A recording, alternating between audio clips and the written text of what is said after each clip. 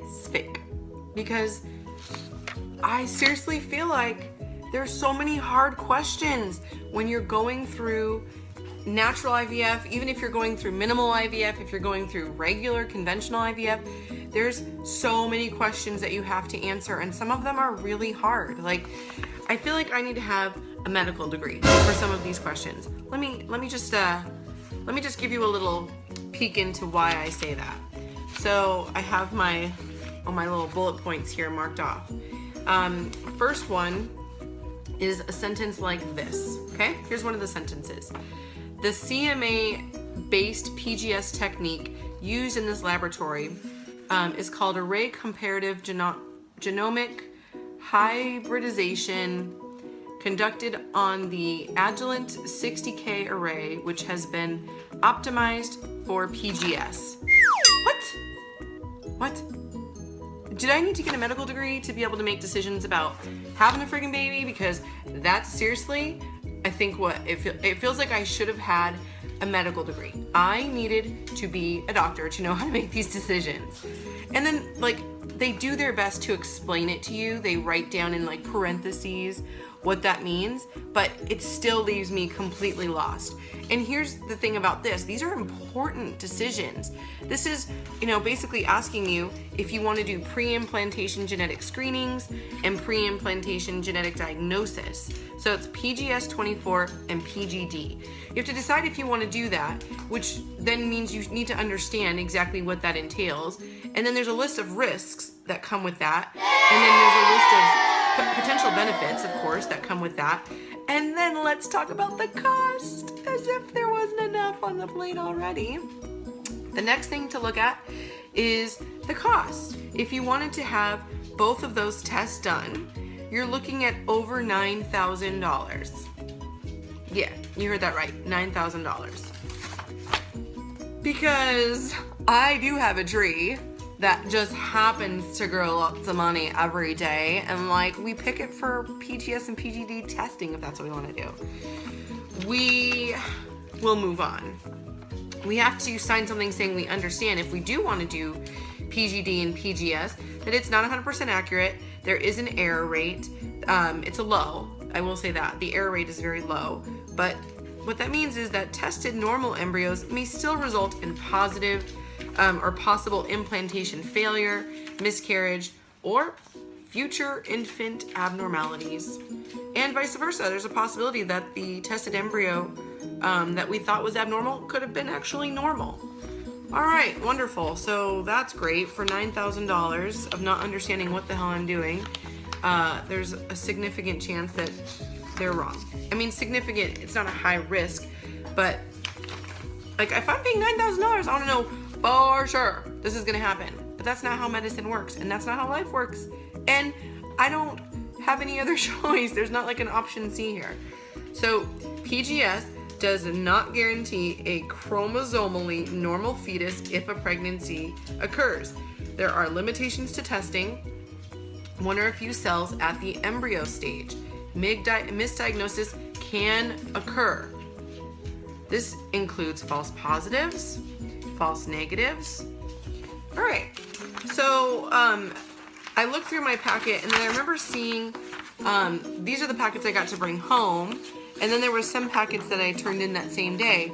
And when I one of the packets that I turned in said something about like there hasn't been extensive testing done on how it affects that embryo's development. They don't think it does anything wrong, but there hasn't been extensive studying. There hasn't been extensive research. So let's just say at this stage, called me and interrupted my video. I just was on a roll. Anyways, so let's say that there's this embryo, and let's say that it has 10 cells in it, okay? This is not a very good circle. There's this embryo, and it has 10 cells in it, right? Let's say we just remove 1 or 2, whatever. Now there's 9 or 8 cells left. That seems pretty significant to me, to alter an embryo in such a fragile state. Now, you probably don't need me to remind you of this because I couldn't even understand some of the sentences, but I'm not a doctor. So what do I know? All I know is that it's ridiculously hard to try and know if you're making the right decisions on every freaking thing. And then there are other questions that will blow your mind that you have to answer. They're legitimate questions, but they're super hard questions. So like, for example, one of the questions that we had to fill out was, if I was to die before they transfer the embryo back in, what do we want to do with that embryo? Does my husband just get that embryo so that he could later have it he could hire a surrogate or something, and at least he could still have a baby?